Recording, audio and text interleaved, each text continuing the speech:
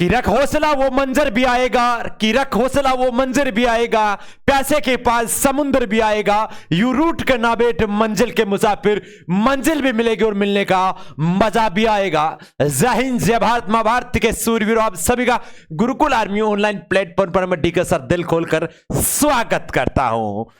एक बार सभी बच्चे दबा के शेयर भी कर दीजिए। आज की क्लास आप सभी के लिए अति महत्वपूर्ण होगी। आर्मी जीडी ट्रेडमैन और क्लर्क का एज इट इज आपका मॉडल पेपर रहेगा। पेपर एक साथ ही में अपने इसके साथ 5 पेपर एक साथ इंक्लूड कर लेंगे। बिल्कुल पूरा निचोड़ निकालेंगे, बिल्कुल किस लेवल का पेपर आता है। जो टिकेगा वो वर्दी पाएगा, बिल्कुल शुरू से एंड तक जो टिकेगा उसको 100% वर्दी मिलेगी। बिल्कुल एक बार दबा के शेयर कर दीजिए कि बापू तेरे पसीने की हर एक बूंद को मोती सा चमकाऊंगा, तू सपने बड़े देख पूरा करके तेरा लाल दिखाएगा। जय हिंद, जय भारत। एक बार फिर से आप सभी का दिल खोलकर स्वागत है और बिना किसी देर के क्लास का आगाज करते हैं। आज की क्लास का पहला एक क्वेश्चन, पहले बात करेंगे थोड़ा सा करंट अफेयर्स की, क्योंकि करंट अफेयर्स भी इंपॉर्टेंट है जो एग्जाम में पूछे जाते हैं। ठीक है, तो शुरुआत में थोड़े से करंट अफेयर्स के देख लेते हैं 2-4 क्वेश्चंस। बिल्कुल, केंद्रीय मंत्रालय ने जो smart cities mission Bharat SDG का जो स्थानीकरण है रिपोर्ट तैयार की है, किसने किया? वो आवास और शहरी मामलों का मंत्रालय है। फिर बात करें अरुणाचल प्रदेश के बाद ई कैबिनेट प्रणाली शुरू करने वाला जो दूसरा उत्तर पूर्वी राज्य है वो कौन सा है? त्रिपुरा बना है। ठीक है, पहला कौन सा है आपका? अरुणाचल बना है, ध्यान में रखना। बिल्कुल सर। फिर बात करेंगे इसके आगे अगले क्वेश्चन की ओर, इनका स्क्रीनशॉट लेते जाइए जो करंट अफेयर्स के क्वेश्चन है उनको। एशियन गेम्स के इतिहास में जेवलिन थ्रो में स्वर्ण पदक जीतने वाली पहली भारतीय महिला एथलीट्स कौन है? अन्नू रानी। अति महत्वपूर्ण, छाप के रखना इसको भी। बिल्कुल। फिर बात करेंगे हाल ही में किस राज्य सरकार ने अल्पसंख्यक समुदाय के बेरोजगार युवाओं के लिए नई योजना की घोषणा की है? तो इसका राइट ऑप्शन बिहार होगा। कहां होगा? बिहार राज्य इसका राइट ऑप्शन होगा। फिर बात करेंगे आगे, NPCI international payments limited cross border लेन देन के लिए समझौता करेगी किसे? सिंगापुर बैंक से। ठीक है, बिल्कुल सर। ये आपके करंट के क्वेश्चंस थे। फिर बात करेंगे इसके आगे, एशियाटिक सोसाइटी कहां पे स्थित है? जयपुर, हिसार, कोलकाता या वाराणसी? बिल्कुल एक बार छाप दीजिए सभी जल्दी से कमेंट सेक्शन में। देखते हैं, थोड़ी सी स्पीड से चलेंगे। एक बार जिसको लिखना है वो कॉपी पेन हाथ में रखे और तुरंत लिखते जाइए। बिल्कुल बिल्कुल, एक बार सभी बच्चे दबा के शेयर भी कर दीजिए। और इसका राइट ऑप्शन कलकत्ता होगा या कोलकाता होगा, जिसे आपके 1911 तक भारत की राजधानी थी। और 1911 से फिर किसे बना दिया गया था? दिल्ली को बना दिया गया था 1911 में। नई दिल्ली को राजधानी बना दिया गया था भारत की। बात करेंगे जयपुर। जयपुर कहां की है? राजस्थान की राजधानी है। राजस्थान की कैपिटल कहां है आपकी? जयपुर है। बिल्कुल, बाकी दो आपके शहर हैं। बिल्कुल 1911। ठीक है, बिल्कुल एक बार सभी बच्चे शेयर भी कर दीजिए। अगला क्वेश्चन आपके सामने है, तृतीय बौद्ध संगीति किसके शासनकाल में हुई? कालिदास में, अशोक में, समुद्रगुप्त या कनिष्क में? जल्दी से कमेंट सेक्शन में बता दीजिए भाई, क्योंकि आज की क्लास थोड़ी सी स्पीड से चलेंगे एक बार। बिल्कुल, रोहित, अंकित, एके फौजी, एक रोजगार विद अक्की अक्की, फौजी भाई, फ्यूचर फौजी, रोहित यादव, शंकर, मोहन। बिल्कुल आप सभी का स्वागत है। बिल्कुल बात करेंगे आपके तृतीय बौद्ध संगीति किसके शासनकाल में हुई थी लाडले? बिल्कुल बिल्कुल अशोक के काल में। किसके काल में हुई? अशोक के काल में हुई थी। ठीक है, इसके बाद कहते हैं कालिदास की एक रचना है अभिज्ञानम शाकुंतलम। अभिज्ञानम शाकुंतलम जो एक इनकी प्रसिद्ध रचना है, वो आपको ध्यान में रखना। ठीक है, बिल्कुल। और समुद्रगुप्त के काल में जो संगीत का क्षेत्र माना जाता है, जो स्वर्ण युग माना जाता है, यह भी आपको ध्यान में रखना। फिर बात करेंगे निम्न में से राज्य विधानमंडल का उच्च सदन कौन सा होता है? जल्दी जल्दी बता दी जाइए एक बार। क्या नगर परिषद होगा, राज्यसभा होगा, विधान परिषद होगा या विधानसभा होगा? आप दीजिए एक बार इसका भी राइट ऑप्शन। कि कोशिश करने वालों की कभी हार नहीं होती, कि कोशिश करने वालों की कभी हार नहीं होती, और बिना कुछ कहे जय जयकार नहीं होती। बिल्कुल लाडलो, आप सभी का एक बार फिर से दिल खोलकर स्वागत है। राइट ऑप्शन साथ साथ जल्दी से बताते जाइए। कौन सा होगा विधानमंडल का उच्च सदन? कौन सा होगा? बिल्कुल छाप दीजिए एक बार सभी बच्चे, विधानमंडल का उच्च सदन, राज्य विधानमंडल का। बिल्कुल बिल्कुल, राज्य विधानमंडल का उच्च सदन कौन सा होगा लाडले? आपका सही ऑप्शन है बिल्कुल एक के वित्तीय। बिल्कुल विधान परिषद। बिल्कुल कौन सा होगा? विधान परिषद होगा। अब बात करेंगे संसद में उच्च सदन और निम्न सदन। राज्यसभा को क्या कहा जाता है? उच्च सदन कहा जाता है। क्या कहा जाता है? उच्च सदन। और इसको कभी भी भंग नहीं किया जा सकता, यह भी ध्यान में रखना, भंग नहीं किया जा सकता। दूसरी बात, सभापति कौन होते हैं इसके? उपराष्ट्रपति। सभापति कौन होते हैं? उपराष्ट्रपति होते हैं।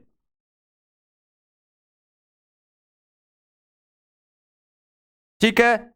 इसके अलावा बात करें आपके कि अनुच्छेद किस में आता है, तो हमने एक ट्रिक बताई थी आपको सरला नाम की। क्या? सरला। सरला में आपको क्या से लिखा था? 79, 80 और 81। तो राज्यसभा कौन सा? बीच में 80। तो इसका अनुच्छेद किस में वर्णन है? अनुच्छेद आपके 80 में। किसमें? 80 में है, बिल्कुल। ठीक है, बिल्कुल। 79 में आपका संसद, 80 में राज्यसभा, 81 में आपकी लोकसभा। और लोकसभा को क्या कहा जाता है? निम्न सदन कहा जाता है। क्या कहा जाता है? निम्न सदन कहा जाता है। निम्न सदन।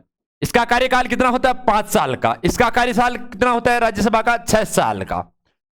ठीक है, बिल्कुल सर। साथ में लिखते जाइए, स्क्रीनशॉट ले लीजिए। बात करेंगे इसके आगे, विजयवाड़ा शहर किस नदी के किनारे बसा है या किस किनारे के स्थित है, यह आपको बताना है। क्या कृष्णा नदी, नील नदी, गंगा नदी या ताप्ती नदी? किस नदी के किनारे है वो आपको बताना। विजयवाड़ा। बिल्कुल छाप दीजिए एक बार सभी बच्चे जल्दी सी कमेंट सेक्शन में।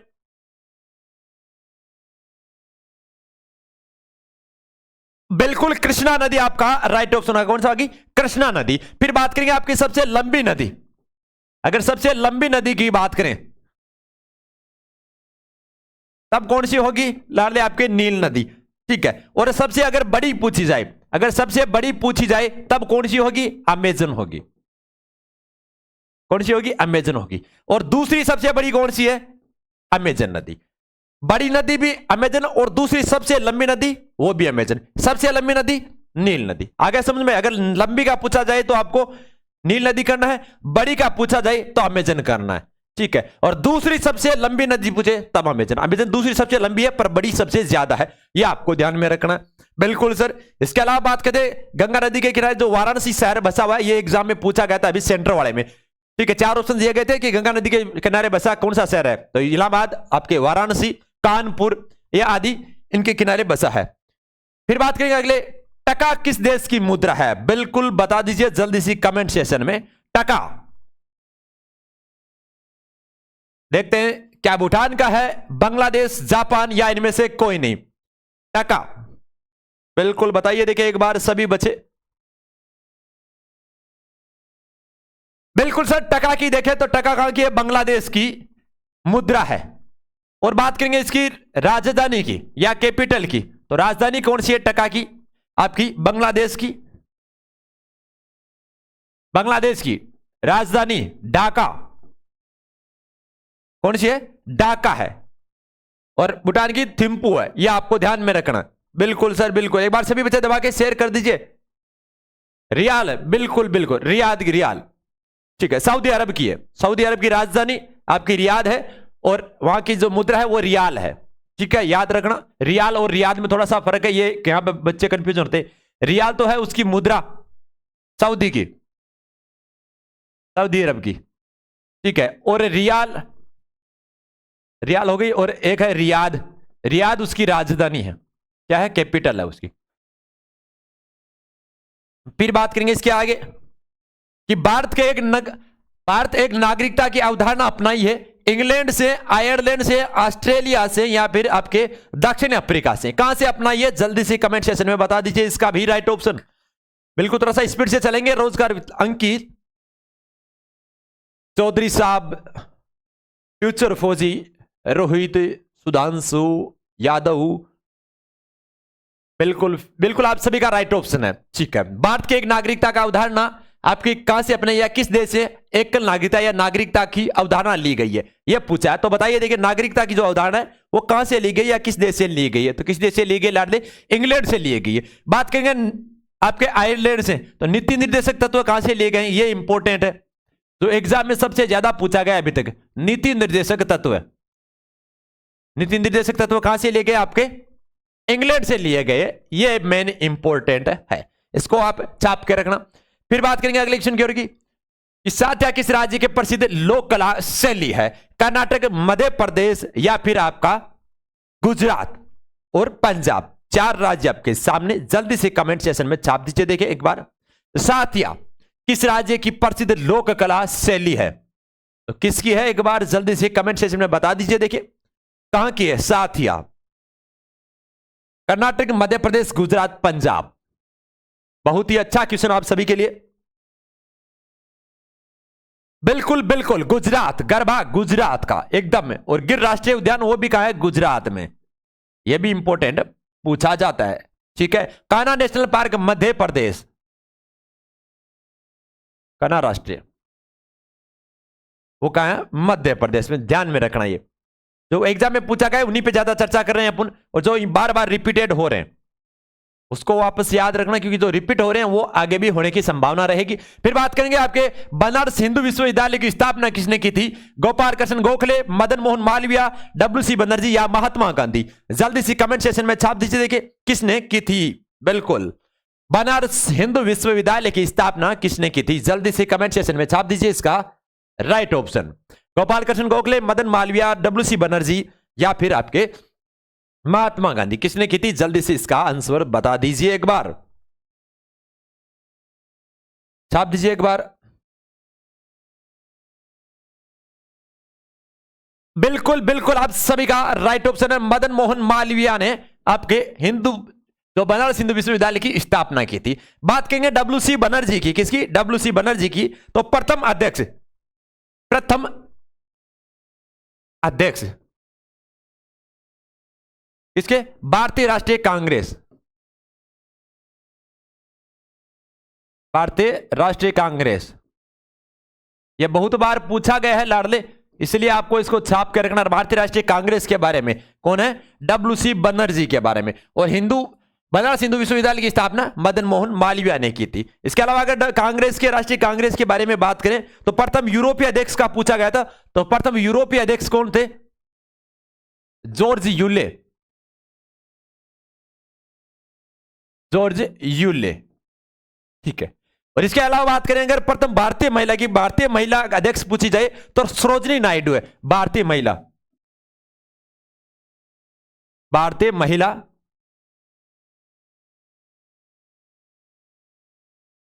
सरोजिनी नायडू प्रथम भारतीय महिला है। ठीक है, अध्यक्ष भारतीय राष्ट्रीय कांग्रेस की। ठीक है, और प्रथम महिला अध्यक्ष का पूछा जाए तब कौन सी आपकी? एनी बेसेंट होगी, एनी बेसेंट प्रथम महिला अध्यक्ष भारतीय राष्ट्रीय कांग्रेस की। लिखते जाइए, जैसे ही बोल रहा हूं वैसे वैसे लिख लीजिए साथ में। ठीक है मेरे सर? बिल्कुल सर बिल्कुल, लिखते जाओ सभी एक बार साथ में।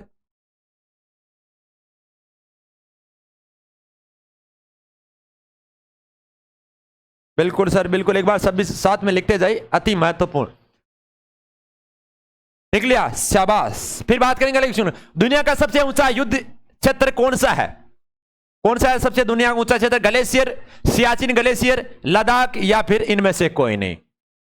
घुमा के क्वेश्चन पूछा है मेरे सर, और इस बार आपको वर्दी पहनानी है, बिल्कुल ये निश्चित कर लिया है। और इस बार आपको फ्री ऑफ कॉस्ट है, कोई चार्जेस नहीं रहेगा लाडले। बिल्कुल बिल्कुल, जिनका सिलेक्शन हो गया उनको ढेर सारी शुभकामनाएं हमारी ओर से, और जिनका सिलेक्शन नहीं हुआ मायूस ना हो लाडले, इस बार आपका सिलेक्शन करवा देंगे। जैसा कि हम बार बार कह रहे हैं कि एक ताला होता है, वो होती है आपकी सफलता, और बंदे होते हैं आप बहुत सारे, यानी कि वो होती है आपकी चाबियां। तो जरूरी नहीं है उस ताले के पहले जाते ही चाबी लग जाए, नहीं लगती है लाडले, कोई दिक्कत नहीं है। शेर वही होता है जो एक बार हारने के बाद भी हार नहीं मानता है और वापस खड़ा हो जाता है। बिल्कुल लाडले, सियाचिन ग्लेशियर है जो दुनिया का सबसे ऊंचा युद्ध स्थल माना जाता है। फिर बात करेंगे अगले क्वेश्चन की ओर। अगला क्वेश्चन आपके सामने लाड़ रहे, नवाब पटौदी किससे संबंधित है? बिल्कुल एग्जाम में बहुत बार पूछा गया, आर्मी जीडी में, किसमें? जीडी में पूछा गया है। तो नवाब पटौदी संबंधित है क्या आपके क्रिकेट से, टेनिस से, हॉकी से या फिर आपके फुटबॉल से? बिल्कुल कतई जहर क्वेश्चन, छाप दीजिए एक बार इसका राइट ऑप्शन।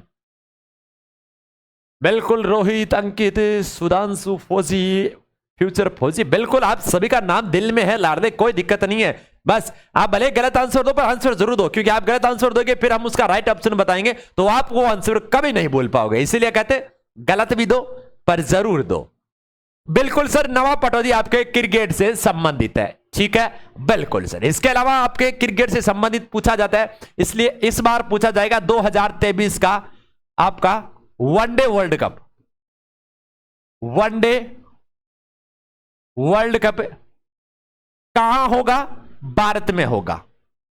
भारत में हो रहा है, यह पूछा जाएगा कि किस देश में होगा, यह एग्जाम में पूछा, या किस देश में हुआ तो कहां पूछा जाएगा आपके। अब तो नंबर में आता होगा ही पूछा जाएगा, तो कहां होगा? भारत में हो रहा है, बिल्कुल सर। इसके अलावा बात करते हैं आपके एशिया कप 2023 का। एशिया कप किसने जीता क्रिकेट से संबंधित? तो एशिया कप किसने जीता?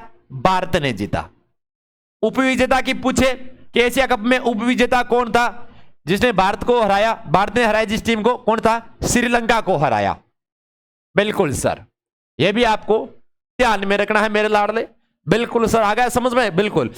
क्रिकेट में कितने खिलाड़ी होते हैं? 11 होते हैं। टेनिस में एक भी खेल सकता है, 2 भी खेल सकता है। हॉकी में कितने होते हैं? 11 प्लेयर होते हैं। फुटबॉल में कितने होते हैं? 11 होते हैं। वॉलीबॉल की पूछी जाए, वॉलीबॉल में 6 होते हैं। बास्केटबॉल की पूछी जाए तो उसमें कितने होते हैं? 5 होते हैं। कबड्डी में पूछी जाए तो कबड्डी में 7 होते हैं। रट लेना इन सभी चीजों को। खो खो में 9 होते हैं, रग्बी में 15 होते हैं, खो खो में कितने होते हैं लाडले? 9 होते हैं। बिल्कुल साथ में लिखते जाइए, जैसे बता रहा हूं वैसे वैसे तुरंत उतार लीजिए कॉपी में, ठीक है, बिल्कुल सर, बिल्कुल। फिर बात करें आपके किस संविधान संशोधन के द्वारा दिल्ली को राष्ट्रीय राजधानी क्षेत्र का दर्जा दिया गया? बिल्कुल दबा के क्वेश्चन को शेयर करें, इसको छाप के रखना। ये क्वेश्चन कतई जाहिर क्वेश्चन है। 74वें संविधान संशोधन, 69वें संविधान संशोधन, 73वें संविधान संशोधन, या 74, 73 और 62, यानी कि 4 है। 74, 69, 73, 62 आपके क्लर्क में क्वेश्चन पूछा गया था। ये इस बार जो कलर का पेपर हुआ था 2425 को, उसमें यह क्वेश्चन पूछा गया था। तो इसका एक बार सभी बच्चे छाप दीजिए राइट ऑप्शन बिना किसी देरी के। बिल्कुल देखते हैं इसका सबसे पहले राइट ऑप्शन कौन देता है कि किस संविधान संशोधन के द्वारा। बहुत ही अच्छा क्वेश्चन है आपके लिए। देखते हैं इसका सबसे पहले राइट ऑप्शन कौन देता है। बहुत ही दमदार क्वेश्चन आप सभी के लिए। बिल्कुल सर, बिल्कुल 69वें संविधान संशोधन के द्वारा आपके संविधान संशोधन के द्वारा दिल्ली को राष्ट्रीय राजधानी का दर्जा दिया गया था, ठीक है। और दिल्ली को राजधानी कब बनाया गया था? 1911 में बनाया गया था। 1911 तक कौन सी थी? कलकत्ता को राजधानी बनाया हुआ था, और कलकत्ता से फिर दिल्ली को 1911 में बनाया। यह आपको ध्यान में रखना है। बिल्कुल सर, आ गया समझ में? ठीक है, बिल्कुल। फिर बात करते हैं आपके पहला संविधान संशोधन। पहला संविधान संशोधन के द्वारा 9वीं अनुसूची जोड़ी गई थी। कौन सी? 9वीं अनुसूची जोड़ी गई थी।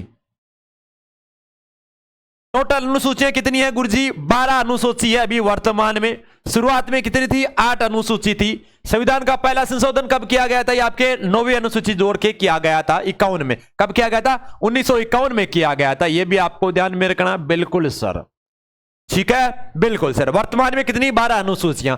उस समय अनुसूची का पूछ लिया जाता है तो अनुसूची का छाप के रखना। मूल संविधान में कितनी थी? तो मूल संविधान में थी 8, वर्तमान में कितनी है? 12। मूल में भाषा कितनी थी? मूल संविधान में भाषाएं कितनी थी गुरजीत? 14। वर्तमान में कितनी है? 22 भाषा, ठीक है सर, बिल्कुल लिख लीजिए एक बार सभी। रिजल्ट की आज बात नहीं करेंगे, बाकी एक बार साथ में उतारते जाइए, बाकी बात बाद में करेंगे। आज केवल पेपर पे ध्यान दें। स्वतंत्र भारत का प्रथम विदेश मंत्री कौन था? बता दीजिए एक बार सभी बच्चे इसका। राधा कृष्ण जी, पंडित जवाहरलाल नेहरू, इंदिरा गांधी, या वीवी गिरी? थोड़ा सा स्पीड से चलेंगे, जल्दी जल्दी लिखते जाइए। बिल्कुल देखते हैं इसका सबसे पहले राइट ऑप्शन कौन देता है। बहुत ही अच्छा क्वेश्चन आप सभी के लिए। स्वतंत्र भारत का प्रथम विदेश मंत्री,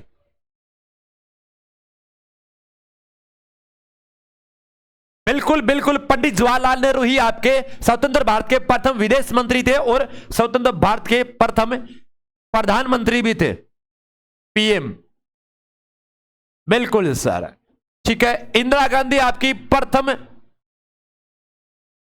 महिला प्रधानमंत्री थी, प्रथम महिला प्रधानमंत्री। और प्रथम महिला राष्ट्रपति की पूछी जाए कि कौन बनी है अभी तक, तब कौन होगी आपकी? राष्ट्रपति का पूछा जाए तो महिला का पूछा जाए तब कौन होगा आपका? प्रतिभा सिंह पाटिल। यह आपको ध्यान में रखना, प्रतिभा देवी सिंह पाटिल है, ठीक है सर, बिल्कुल सर। अगर इसके अलावा अगर पूछा जाए राधाकृष्णन जी, सर्वपल्ली राधाकृष्णन, जिनको भारत रत्न पुरस्कार मिला था, प्रथम भारत रत्न पुरस्कार किसे मिला था? सर्वपल्ली राधाकृष्णन, जो भारत के प्रथम उपराष्ट्रपति थे। कौन थे? प्रथम उपराष्ट्रपति। 54 में इसकी शुरुआत हुई थी, सर्वप्रथम इनको मिला था, तीनों इंसानों को मिला था, पर सबसे प्रथम आपके राधाकृष्णन जी को मिला था। ठीक है सर, बिल्कुल लिख लीजिए एक बार जल्दी जल्दी। जो एग्जाम में पूछे गए उन्हीं से चर्चा कर रहे हैं अपन, उसके बाहर ज्यादा नहीं करें। जो रिपीटेड क्वेश्चन हो रहे हैं और आर्मी का लेवल है उसी की चर्चा करेंगे। फिर बात करेंगे अगले क्वेश्चन की ओर कि वह प्रथम भारतीय जो ब्रिटिश संसद हाउस ऑफ कॉमन्स के सदस्य बने, जवाहरलाल नेहरू, बाल गंगाधर तिलक, दादा भाई नौरोजी या गोपाल कृष्ण गोखले। बिल्कुल छाप दीजिए इसका भी राइट ऑप्शन जल्दी से कमेंट सेक्शन में। बिल्कुल, कोशिश करने वालों की कभी हार नहीं होती, कि कोशिश करने वालों की कभी हार नहीं होती और बिना कुछ कहे जैसे कार नहीं होती मेरे लाडले। बिल्कुल बिल्कुल आपका राइट ऑप्शन है दादा भाई नौरोजी। ठीक है, बात करेंगे गोपाल कृष्ण गोखले की। किसकी? गोपाल कृष्ण गोखले की। तो गांधी जी के राजनीतिक गुरु कौन थे? गोपाल कृष्ण गोखले थे। राजनीतिक गुरु का पूछ लिया जाता है तो राजनीतिक गुरु कौन थे आपके? गोपाल कृष्ण गोखले थे। प्रथम आपके प्रधानमंत्री का आपने बता ही दिया था आपको। फिर बात करेंगे आगे कि वृद्ध गंगा के नाम से किस नदी को जाना जाता है? गंगा, गोदावरी, सरस्वती या अमेजन नदी। बिल्कुल छाप के रखिए इनको। बहुत ही अच्छे सेशन है आज का आप सभी के लिए। तो वृद्ध गंगा के नाम से किसको माना जाता है? क्या गंगा को, गोदावरी को, सरस्वती को या अमेजन को? बिल्कुल छाप दीजिए। वृद्ध गंगा के नाम से किस नदी को जाना जाता है? बिल्कुल सर, बिल्कुल आपका राइट ऑप्शन है गोदावरी नदी को जाना जाता है। किसको? गोदावरी नदी को जाना जाता है। सबसे पवित्र नदी, अगर बात की सबसे पवित्र नदी का पूछा जाए तो पवित्र नदी कौन सी है मेरे शेर?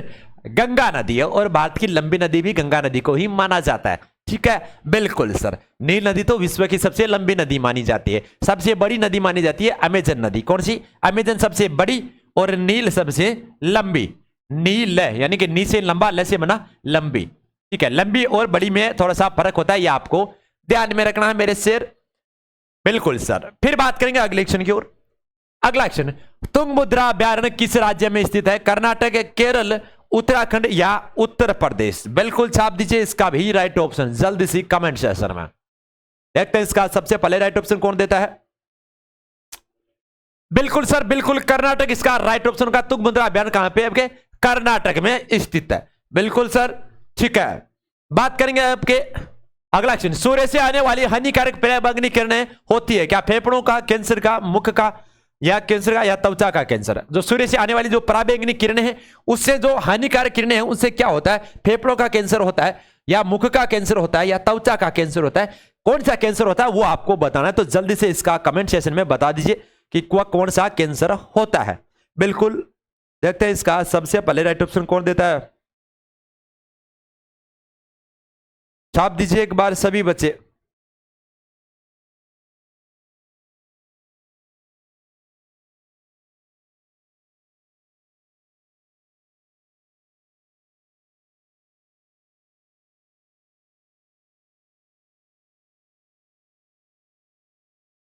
बिल्कुल बिल्कुल, त्वचा का कैंसर। कौन सा होता है? त्वचा। क्योंकि पराबैंगनी किरणें होती है, जो सूर्य होता है उस सूर्य से जो पराबैंगनी किरणें आती है वो किरणें सीधे कहां पे चलेगी? आपके त्वचा के ऊपर ही तो चलेगी और त्वचा पे होगा त्वचा कैंसर। ठीक है, बहुत घातक बीमारी है, भगवान ना करे किसी को हो ये त्वचा कैंसर। बहुत भारी बीमारी, इससे इंसान की मृत्यु ही होती है। ठीक है, हालांकि अभी तक इसकी कोई दवाई बनी नहीं है। दूसरी बात, सूर्य से जो आने वाली किरणें उससे वाष्पोत्सर्जन की क्रिया भी होती है। जो आपके नर्सिंग में पूछा गया था कि सूर्य से आने वाली किरणों से पौधे में कौन सी क्रिया होती है? वाष्पोत्सर्जन की क्रिया होती है। ठीक है, बिल्कुल सर। मैग्नेटाइट का एक अयस्क, यकृत का कैंसर, बेलेटियक, क्रोमियम, आयरन या लेड? बिल्कुल छाप दीजिए। एक ऊपर वाला ऑप्शन शायद उससे आया है, ये इसको एक बार छाप दीजिए, हटा दीजिए। बिल्कुल, मैग्नेटाइट का एक अयस्क है, कौन सा है वो आपको बताना है। क्या बेलेटियन या फिर क्रोमियम या आयरन या फिर लेड? आयरन और आपका जो आयरन होता है फेरस, क्या होता है, आयरन किसे बोला जाता है, फेरस, और फेरस क्या होता है, लोहा। ठीक है सर, बिल्कुल।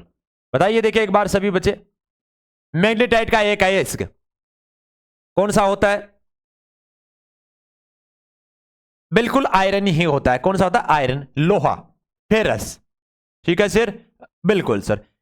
इसके अलावा बात करते हैं आपके अगले एक्शन की ओर, कि जनसंख्या संबंधी अध्ययन को क्या कहा जाता है, कि जनसंख्या के अध्ययन होता है उसको क्या कहा जाता है, बिल्कुल वो बताना है। क्या आपको डेमोग्राफी कहा जाता है, या डर्मेटोलॉजी कहा जाता है, जूलॉजी कहा जाता है, या साइटोलॉजी कहा जाता है, जनसंख्या के अध्ययन को क्या कहा जाता है वो आपको बताना है।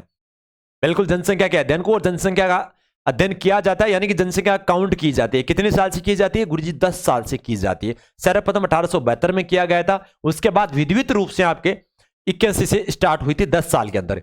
तो जनसंख्या के बारे में बात करें, डेमोग्राफी कहलाती है। जनसंख्या का अध्ययन पहली बार आपके 1872 में की गई थी, उसके बाद में आपके 1881 से कंटिन्यूसली लगातार 10 साल से की जा रही है, 10 वर्ष से लगातार। ठीक है, तो पहली कब हुई थी आपके 1872 में, 1881 से लगातार हो रही है। स्वतंत्र भारत की पहली जनगणना कब हुई थी, 1851 में हुई थी, क्योंकि 47 में आजाद हुआ तो 81 से फिर 91, 2001, 2001 से 2011, 2011 सॉरी यहां से 1911 से 1901 से स्टार्ट हुई, 81 से 1881, 1891, फिर 1901, फिर 1911, 1921, 1931, 1941, फिर 47 में देश आजाद हुआ, तो आजाद के बाद में 51 में हुई थी। ठीक है, ये आपको ध्यान में रखना। बिल्कुल सर, 10 साल से हुई थी। अभी पहले 2021 के अभी तक आंकड़े नहीं आए हैं, कोरोना की वजह से सारा गड़बड़ी से हो गया था। बिल्कुल, अभी 2011 के ही आंकड़े चल रहे हैं। बिल्कुल, बात करेंगे आपके डर्मेटोलॉजी, जूलॉजी और साइटोलॉजी। इसमें आपके जूलॉजी से पूछा गया था। जूलॉजी क्या होता है, प्राणी विज्ञान। क्या होता है, प्राणी विज्ञान। तो प्राणी से नाम से इस पर चलता है कि प्राणियों का अध्ययन, जीव जंतुओं का अध्ययन। किसका होता है, जीव जंतुओं का अध्ययन किया जाता है या प्राणियों का अध्ययन किया जाता है, तो वो आपकी जूलॉजी कहलाती थी।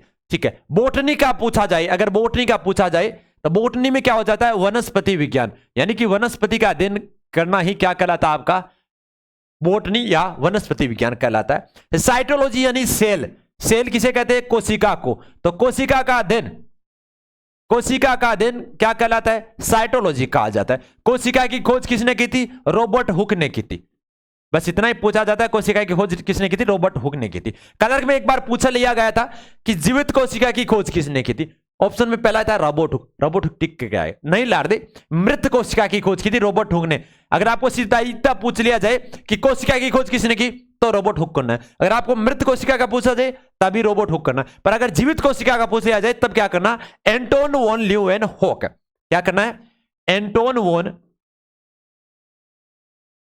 वॉन ल्यूवेनहोक करना है। ठीक है सर, जीवित कोशिका की, जीवित सेल की खोज की थी। ठीक है, लिख लीजिए एक बार सभी बच्चे, साथ में लिखते जाइए, जो एग्जाम में बहुत बार पूछे गए हैं ये। बिल्कुल सर, बताइए देखिए आगे अगले क्वेश्चन की ओर चलते हैं। अगला क्वेश्चन, एक्जिमा बीमारी किससे संबंधित है, गुर्दा से, सांस से, आंख से या त्वचा से। एक्जिमा, बिल्कुल छाप दीजिए एक बार सभी बच्चे, एक्जिमा बीमारी है वो किससे संबंधित है यह आपको बताना। तो जल्दी से कमेंट सेक्शन में बात छाप दीजिए, एक्जिमा। बिल्कुल थोड़ा सा स्पीड से चलेंगे क्योंकि समय का ध्यान में रखते हुए।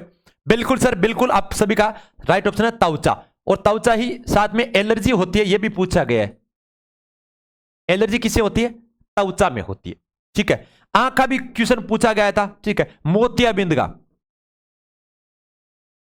मोतियाबिंद रोग किससे संबंधित है, आंख से संबंधित है, यह आपको ध्यान में रखना। सांस से पूछा जाता है तो अस्थमा, अस्थमा, दमा, यह आपकी बीमारी है, सांस से संबंधित होती है। सांस में फुलावट आती है या फिर सांस उड़ता है ना जिसका, जिससे सांस, जैसे आप रनिंग करते हो उससे उसी प्रकार जो बुढ़ापे में सबसे ज्यादा होती है, तो सांस उड़ता है ना, वो अस्थमा बीमारी हो जाती है या दमा हो जाती है। ठीक है, अस्थमा। फिर बात करेंगे अगले क्वेश्चन की ओर, कि निम्न यंत्रों में से किस की कार्य प्रणाली में जीरो महत्वपूर्ण भूमिका निभाता है, कैलकुलेटर, कंप्यूटर, घड़ी या एप्पल। बिल्कुल बहुत ही अच्छा क्वेश्चन है, छाप दीजिए जल्दी से, किस यंत्र में जो आपका महत्वपूर्ण भूमिका निभाता है आपका जीरो कार्य प्रणाली, यह आपको बताना है। बिल्कुल बिल्कुल, एक बार सभी बच्चे छाप दीजिए, देखें बहुत ही अच्छा क्वेश्चन। जीरो प्रणाली, बिल्कुल बिल्कुल, जीरो प्रणाली आपके कंप्यूटर में, किसमें, कंप्यूटर में महत्वपूर्ण भूमिका निभाता है आपका जीरो प्रणाली। फिर बात करेंगे आपके टेलीफोन में माइक्रोफोन का मध्य पट किसका बना होता है। जो टेलीफोन होता है यानी कि जो मोबाइल होता है उसका जो मध्य पट होता है वो किसका बना होता है। क्या सिलिकॉन का बना होता है, या आयरन का बना होता है, या फिर पारे का, या फिर क्रोमियम का। बिल्कुल बता दीजिए एक बार इसका राइट ऑप्शन किसका बना होता है। अति महत्वपूर्ण क्वेश्चन, टेलीफोन का जो माइक्रोफोन का मध्य पट होता है वो किसका बना होता है। बिल्कुल सिलिकॉन का बना होता है। किसका बना होता है, सिलिकॉन का बना होता है, यह आपको ध्यान में रखना। आयरन यानी लोहा, फेरस, ठीक है, बिल्कुल सर, चुंबक बनाने में काम में लिया जाता है हल्का लोहा। और पारे की बात करें तो कमरे के ताप पर भी द्रव अवस्था में रहता है, कमरे के ताप पर भी यह द्रव अवस्था में रहता है। और द्रव अवस्था में रहता है, इसकी खासियत बात क्या है, ये एक आपका क्या है गुरुजी, ये आपकी धातु है। पारा क्या है, एक धातु है, फिर भी द्रव अवस्था में रहती है। एकमात्र ऐसी धातु है जो आपकी द्रव अवस्था में रहती है, जबकि सारी धातुएं जैसे लोहा है, तो लोहा क्या धातु है, कैसी अवस्था में रहती है, ठोस अवस्था में रहती है। जबकि पारा क्या है, एक धातु फिर भी क्या होती है, द्रव अवस्था में रहती है। ठीक है सर, बिल्कुल सर। फिर बात करेंगे आपके परमाणु की दूसरी कक्षाओं में अधिकतम इलेक्ट्रॉनों की संख्या कितनी होती है। जो आपके परमाणु की दूसरी कक्षाओं में अधिकतम इलेक्ट्रॉनों की संख्या कितनी होती है। दूसरे कक्षा की पूछे, यह भी ध्यान रखना, दूसरी कक्षाओं में, परमाणु की दूसरी कक्षाओं में अधिकतम इलेक्ट्रॉनों की संख्या बताइए, 8, 2, 6 या 4। बिल्कुल छाप दीजिए, थोड़ा सा स्पीड से चलेंगे। बिल्कुल आपका जो भी रिप्लाई है वो बाद में देंगे, आप आंसर रिप्लाई करते जाइए, बाकी बातें अपन बाद में करेंगे, आज बात नहीं करेंगे। आज थोड़ा सा स्पीड से पेपर पे ही ध्यान देंगे स्पेशल रूप से, बाकी चर्चा अपन बाद में कर लेंगे। शाम को 6 बजे लाइव क्लास आएंगे, उसमें भी चर्चा कर लेंगे अपन। बिल्कुल सर, बिल्कुल। दूसरे कक्षा में कितने होते हैं लाडले, अधिकतम 8 इलेक्ट्रॉन भरे जाते हैं। जैसे इलेक्ट्रॉनों की संख्या भरी जाती है तो पहले कक्षा में कितने भरे जाते हैं, 2 इलेक्ट्रॉन। कितने भरे जाते हैं, 2 इलेक्ट्रॉन पेयरिंग हो जाते हैं। सेकंड में कितने होते हैं, 2, 8, 8।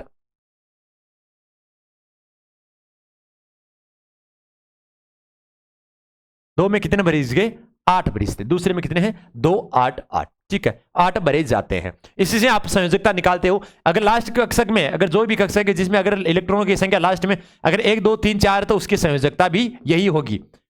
उसकी डिपेंडेंसी क्या होगी, संयोजकता भी क्या होगी, यही होगी। अगर इनकी संयोजकता अगर पूछी जाए जिसके इलेक्ट्रॉनों के अंतिम कक्षक में अगर इलेक्ट्रॉनों की संख्या जितनी भी है 1, 2, 3, 4 तो उनकी संयोजकता वही होगी। और जिनके अगर अंतिम कक्षक में इलेक्ट्रॉनों की संख्या 5, 6, 7, 8 पूछी जाए तब इनके में क्या करना है, 8 में से माइनस कर देना है, 8 माइनस n, तो उसकी संयोजकता हो जाएगी। अगर अंतिम कक्ष में जैसे इलेक्ट्रॉनों की संख्या 5 है तो क्या करोगे, संयोजकता निकालने के 8 माइनस 5 बराबर कितने हो गए गुरुजी, 3 हो गया। तो ये 3 इसकी संयोजकता हो गई।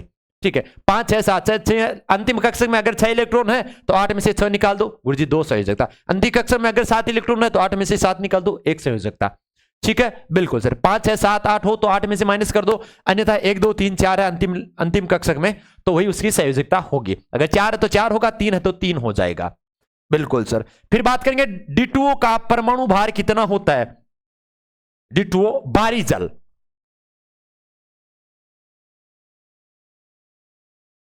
कितना होता है, 10, 0, 20, 3 कितना होता है D2O का जो परमाणु, बिल्कुल बताइए। D2O का परमाणु भार कितना होता है, बिल्कुल बता दीजिए। D2O का परमाणु भार, बिल्कुल बिल्कुल, बहुत बार एग्जाम में पूछा गया है, छाप के रखना। D2O भारी जल का 20 होता है। कितना होता है, 20 होता है परमाणु भार। ठीक है, परमाणु भार और परमाणु क्रमांक नीचे लिखे जाते हैं, भार हमेशा ऊपर लिखा जाता है। फिर बात करेंगे न्यूटन की गति का तीसरा नियम किस में प्रयोग होता है। पानी में, अंतरिक्ष यान में, या पराबैंगनी में, या मोटर गाड़ियों में, किसमें होता है जो न्यूटन की गति का तीसरा नियम। यानी कि गति के तीसरे नियम में तो न्यूटन ने कितने नियम दिए थे, 3 नियम दिए थे। पहला जड़त्व का नियम था जो इंपॉर्टेंट है सबसे ज्यादा, और क्रिया के फलस्वरूप प्रतिक्रिया वाला जो तीसरा नियम है उसके बारे में ये पूछ रहा है। तो कौन सा होगा जो किसके नियम पे प्रयोग होता है, पानी में, अंतरिक्ष यान में, पतंगबाजी में, या मोटर गाड़ी में, किसमें होता है यह आपको बताना है। क्रिया के फलस्वरूप प्रतिक्रिया, बिल्कुल अंतरिक्ष यान में। अंतरिक्ष यान में होता है जो क्रिया लगोगे वापस प्रतिक्रिया मिलेगी। जैसे अब अगर बंदूक चलाते हो, बंदूक चलाओगे तो बंदूक आगे जाएगी, पीछे से धक्का लगेगा ना, कंधे का धक्का लगता है ना, वो कौन सा है आपका, क्रिया के फलस्वरूप प्रतिक्रिया होता है। जैसे तीर बाण से अपन तीर छोड़ते हैं, तीर कमान से है ना, इंद्रधनुष से जो धनुष होती है उसे तीर छोड़ते हैं अपन, तो पहले डोरी को खींचते हैं तभी तो क्रिया के फलस्वरूप प्रतिक्रिया लगती है। बिल्कुल सर, तो आपका अंतरिक्ष यान एकदम राइट ऑप्शन होगा। इसके अलावा बात करेंगे आपके वाष्पोत्सर्जन किस यंत्र से मापा जाता है। पोटोमीटर, बैरोमीटर, हाइग्रोमीटर, या सीस्मोग्राफ। जल्दी से साफ दीजिए एक बार। आज थोड़ा सा बिल्कुल बिल्कुल थोड़ा सा स्पीड से चल रहे हैं। बताइए, देखिए थोड़ा सा पेपर लंबा है इसलिए थोड़ा सा जल्दी जल्दी चलते हैं, क्योंकि बिल्कुल बिल्कुल आप जुड़ते रहो, आप सबका सिलेक्शन करवा देंगे, कोई दिक्कत नहीं। आप जल्दी से शेयर भी कर दीजिए। आज कमेंट नहीं देखेंगे आपका, बस आप तो बस इन्हीं के आंसर देखेंगे कमेंट में कि आपका जो आंसर आ रहा है ठीक है, फिर आपका बता दिया जाएगा। बिल्कुल, बाकी चर्चा हम शाम को करेंगे आज। बिल्कुल सर, बिल्कुल। वाष्पोषण की क्रिया होती है वो किस मंत्र पर जाते हैं? पोटोमीटर के द्वारा। किसे? पोटोमीटर। और बैरोमीटर के द्वारा वायुमंडलीय दाब को। वायुमंडलीय दाब को किसे मापा जाता है? आपके बैरोमीटर के द्वारा मापा जाता है। ठीक है, बात करेंगे हाइग्रोमीटर के द्वारा आर्द्रता मापी जाती है। वायुमंडलीय आर्द्रता किससे मापी जाती है? आपके हाइग्रोमीटर के द्वारा। सीस्मोग्राफ के द्वारा भूकंप की तीव्रता मापी जाती है। किसकी? भूकंप की तीव्रता।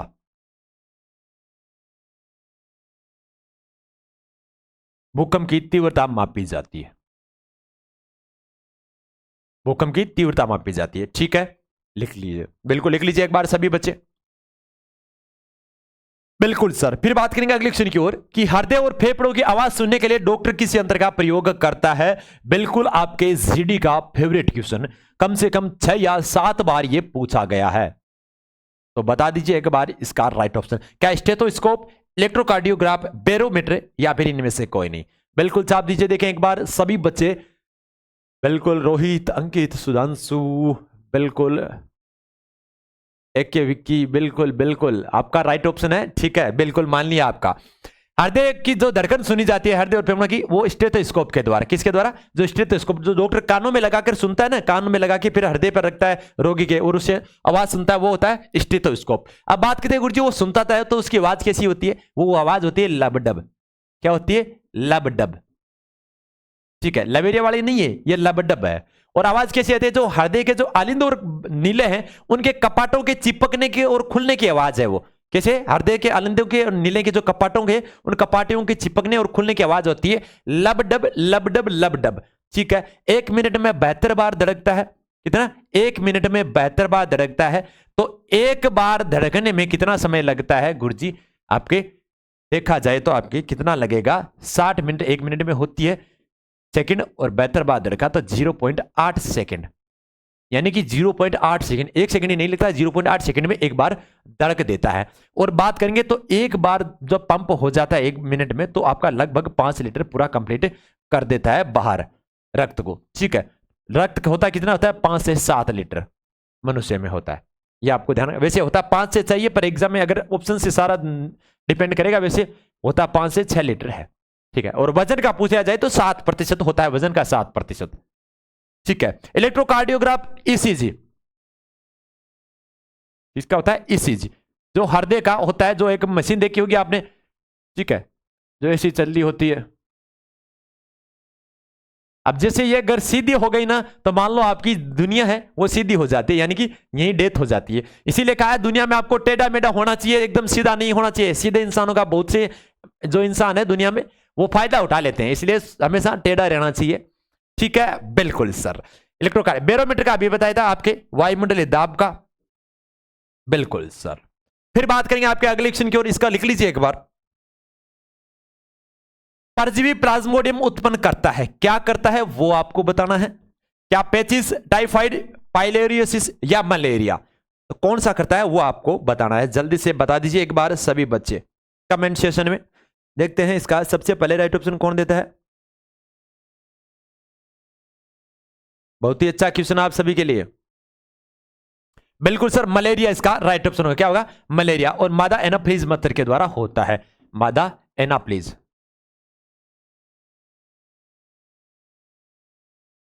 ठीक है, बिल्कुल सर। फिर बात करेंगे अगले क्वेश्चन की ओर। पक्षियों को किस वर्ग में रखा जाता है? मेमलिया में, स्तनधारी में, या फिर एविज में, या एकाइनोडर्मेटा में? किस में रखा जाता है वो आपको बताना है। बता दीजिए एक बार जल्दी सी फटाक से।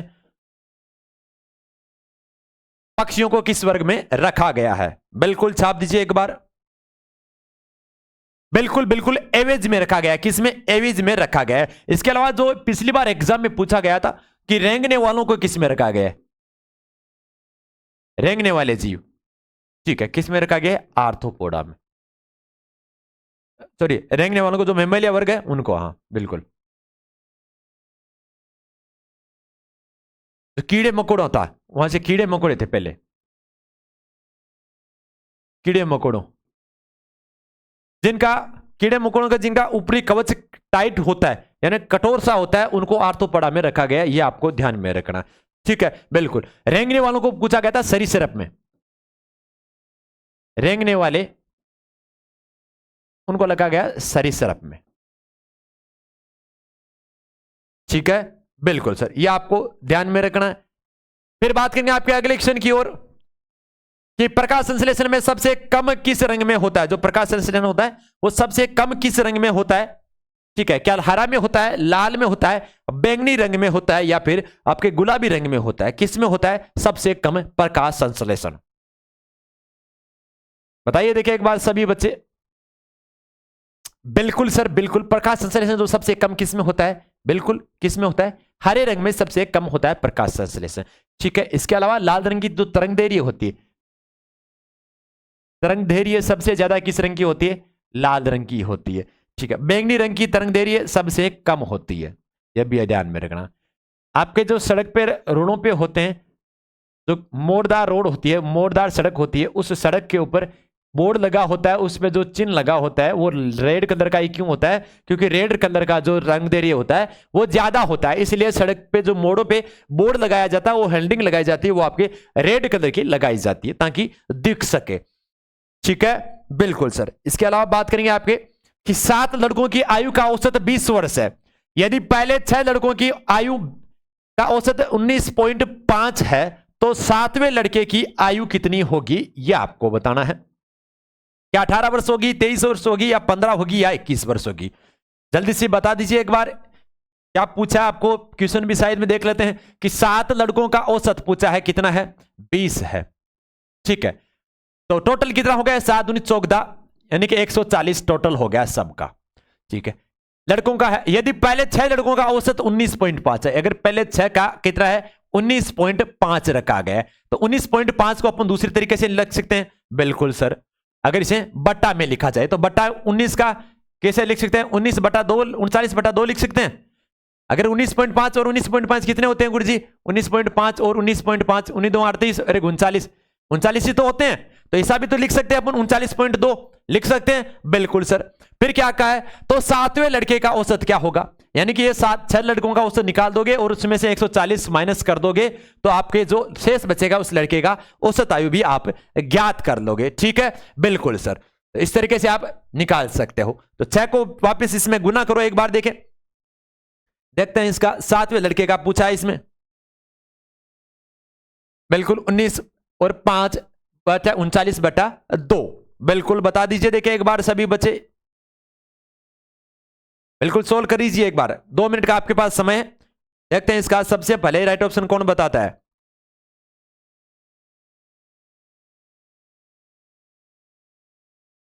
बिल्कुल छाप दीजिए एक बार इसका राइट ऑप्शन बिना किसी देरी के।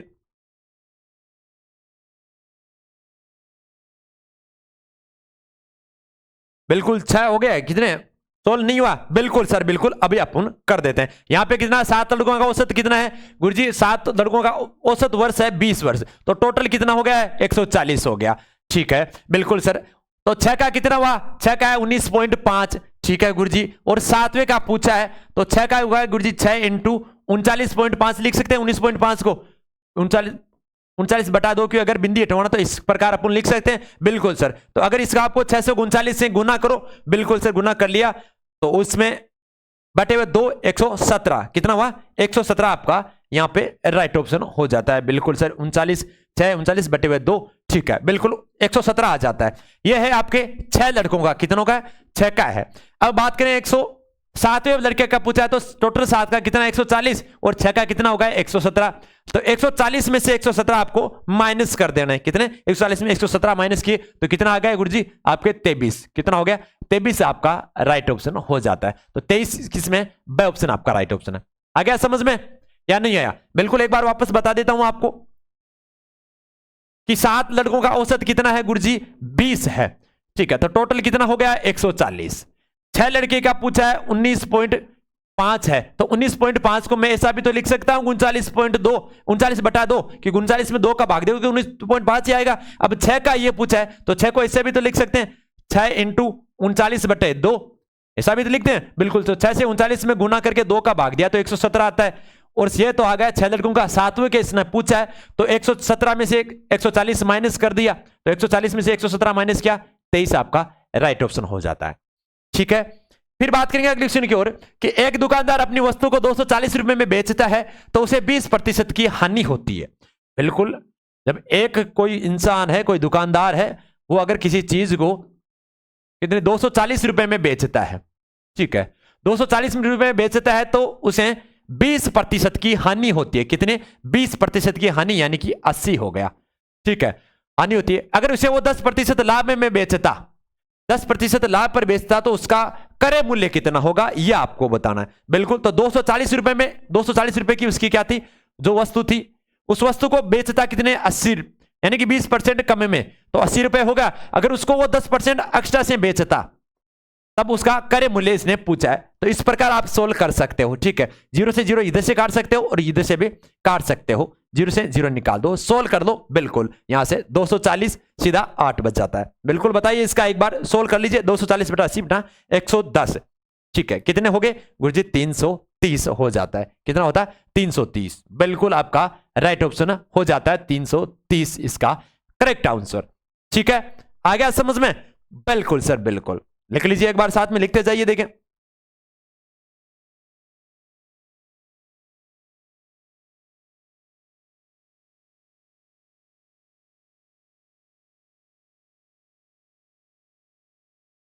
बिल्कुल सर, बिल्कुल। ठीक है, अगले क्वेश्चन की ओर चलते हैं कि ए और बी की आयु अनुपात 3:7 है। कि ए और बी है, दोनों का आयु का अनुपात 1:7 है, 3:7 है।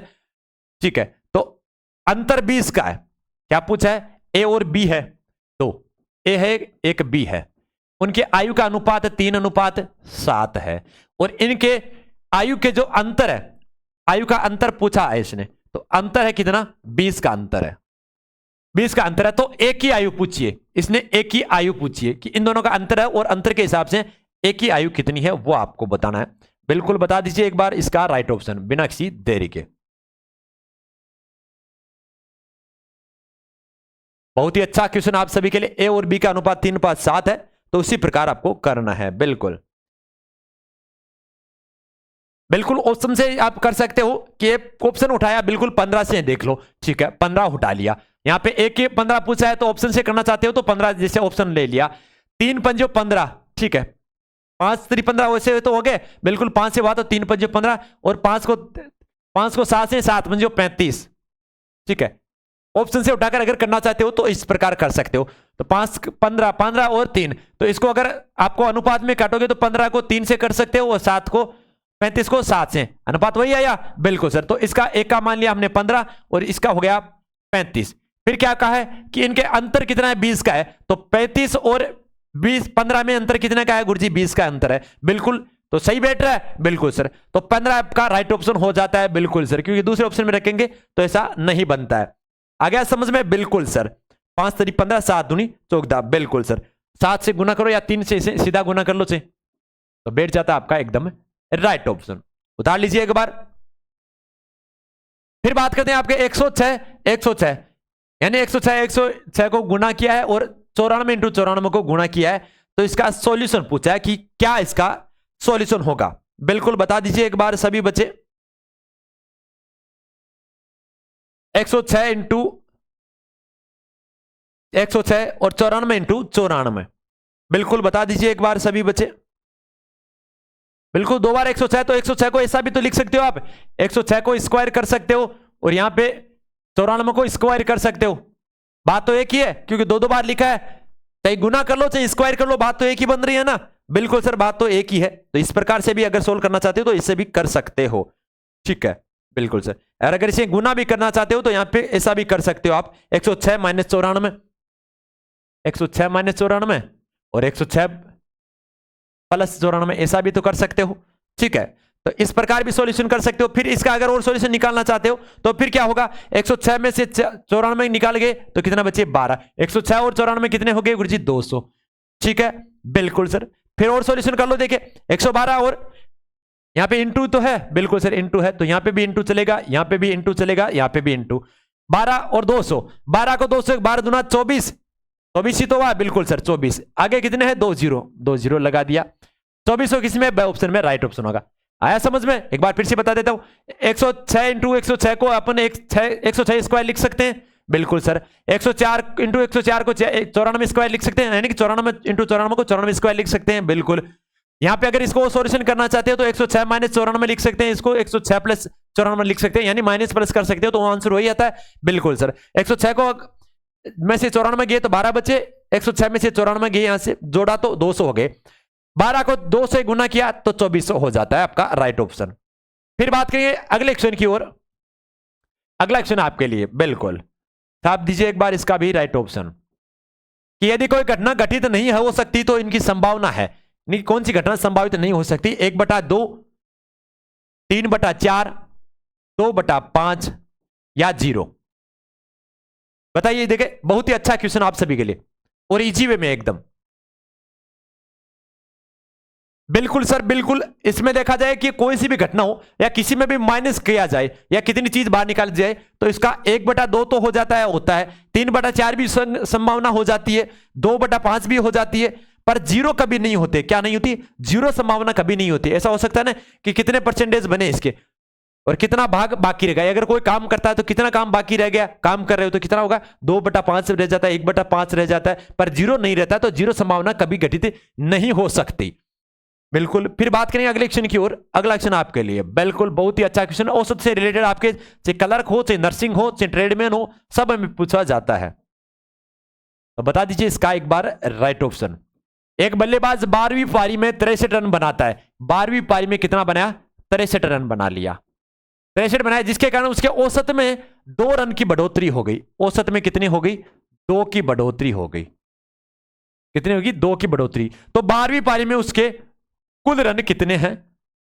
12वीं पारी के बाद इसके औसत, हाँ 12वीं पारी के जो औसत है वो पूछा है। तो 12वीं पारी के बाद में औसत क्या है ये पूछा है इसने।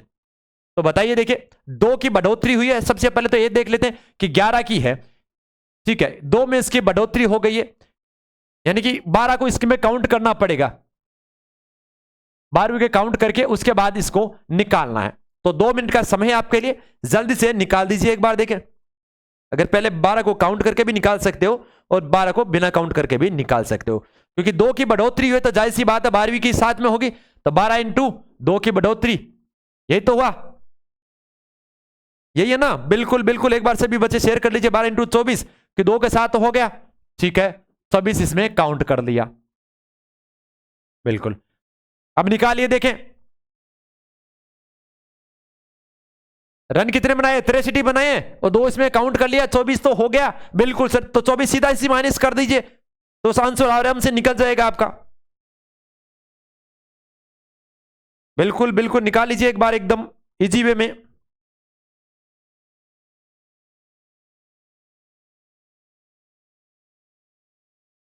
देखते हैं, बिल्कुल बिल्कुल बिल्कुल। छाप दीजिए एक बार सभी बच्चे, सेशन को भी शेयर कर दीजिए।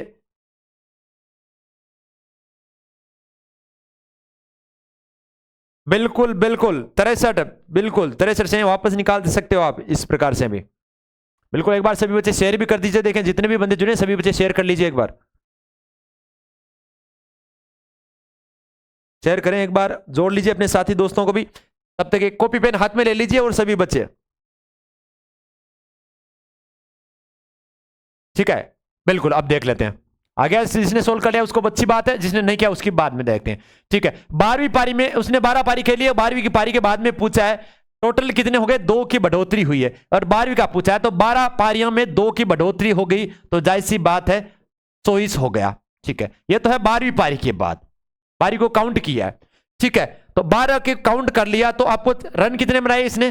63 बनाए हैं। तो 63 में से 24 माइनस कर दीजिए, गुरुजी 39 बचता है, ठीक है। कितना है? 39। तो ये था पहले इनका औसत। अब 39 में कितनी बढ़ोतरी हुई? 2 की बढ़ोतरी, तो 39 से फिर 40 और 41, कितना हुआ? 41। तो 41 आपका राइट ऑप्शन हो जाता है।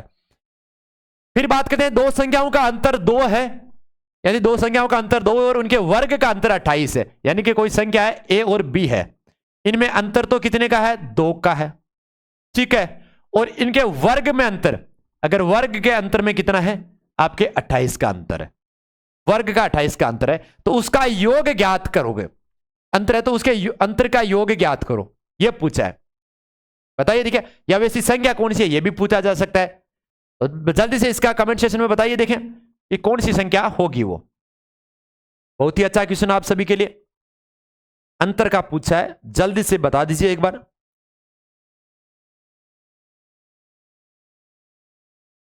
बिल्कुल सर, बिल्कुल। ऑप्शन से करना चाहते हो तो वैसा भी कर सकते हो, यानी कि दो संख्या का अंतर है, अंतर से भी देखा जाओ तो बहुत अच्छा रहेगा, अंतर से भी आप ज्ञात कर सकते हो, ठीक है। माइनस का पूछ रहे तो अगर ए और बी माइनस के किया जाए तो आपका 2 हो जाता है, इसमें कितना है? 2 हो रहा है, ठीक है। अगर स्क्वायर का पूछा जाए कि इनमें दोनों को अगर स्क्वायर कर लिया तब कितने हैं? आपका 28 हो जाता है। स्क्वायर का कितना है? 28 हो रहा है। और इसमें अगर स्क्वायर का कितना हो, स्क्वायर में माइनस किया तब 28 हो गया, और इसको अगर जोड़ लिया, अगर y और प्लस अक्स y को, तब कितना हुआ? 28 हो रहा है, तभी आपका 28 हो रहा है, ठीक है। और इनको काउंट किया जाए तब आपको कितना हो? 14 हो रहा है, काउंट किए तो 14 हो रहा है, ठीक है। बिल्कुल सर, तो आपको इसका राइट ऑप्शन, बिल्कुल सर। तो संख्या पूछ ली जाए तो संख्या कौन सी होगी गुरुजी? 6 और 8 होगी। अगर ऑप्शन से देखना चाहते हो तो 6 और 8 को काउंट किया तो 14 हो जाता है, बिल्कुल सर। अंतर का पूछे गुरुजी, 2 का अंतर हो रहा है, बिल्कुल 6 और 8 में 2 का अंतर हो रहा है। वर्ग में 28 का अंतर होना चाहिए, तो 6 का स्क्वायर कितना होता है? 6 का स्क्वायर और 8 का स्क्वायर, 6 का स्क्वायर कितना हो गया गुरुजी? 36, 8 का स्क्वायर हो गया 64। 64 और 36 में अंतर देखा जाए तो बिल्कुल सर आपका वर्ग का अंतर 28 हो रहा है। 64 में से 36 गए, 28 बच्चे, ठीक है। और इनके योग ज्ञात करना है, तो योग ज्ञात करें तो 12 और 8 कितने हो गए? 14 हो गए।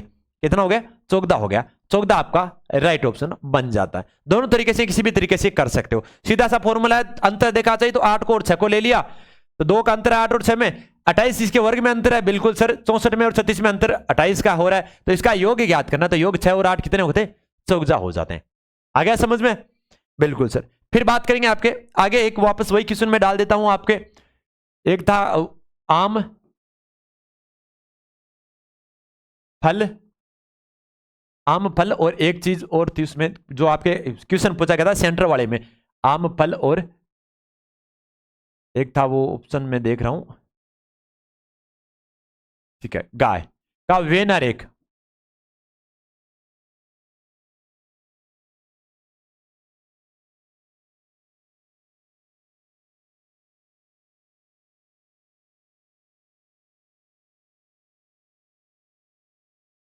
अब बताइए इसका राइट ऑप्शन, आम फल और गाय।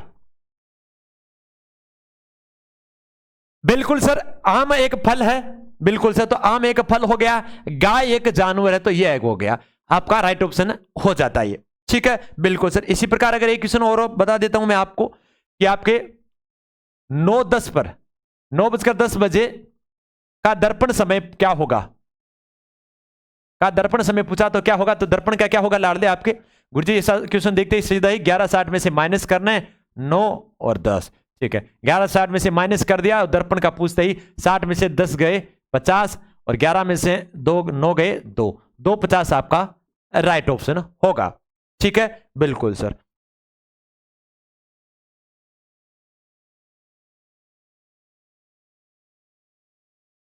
अब मिलते हैं शाम को 6 बजे वाली क्लास, और जैसे रिजल्ट आएगा फिर से आपके बीच में लाइव आ जाएंगे। शाम को 6 बजे जुड़ना ना भूले, और रात 8 बजे ना जुड़ना भूले। इसी बीच अब आपसे इजाजत लेंगे। जय हिंद, जय भारत।